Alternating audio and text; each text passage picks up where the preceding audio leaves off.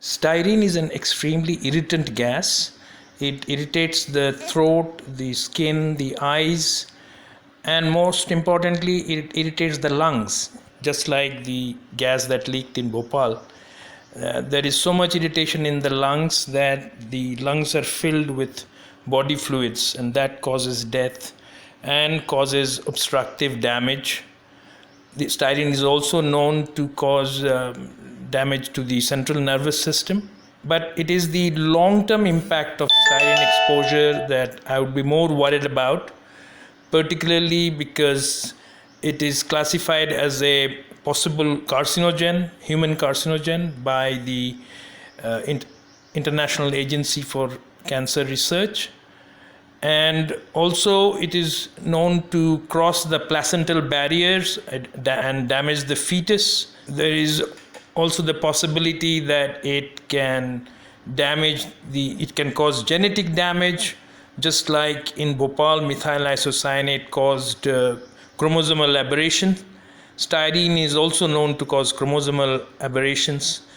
So in fact, the people who have been exposed, there should be a protocol to keep them under monitoring and see that they don't, and if they develop cancer or their progeny have problems, that all should be linked to this exposure. Now, the concept of absolute liability was invoked in the case of the Sriram Oleum case, and basically it says that if a corporation does store a chemical that is inherently unsafe, then the liability would be absolute, which means that you cannot bring in excuses like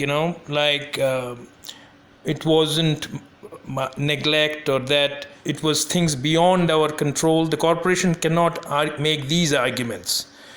The concept of absolute liability basically says that if you are storing an inherently unsafe chemical or product, then it is your absolute liability that people or otherwise do not get endangered by it, that people are not harmed by it.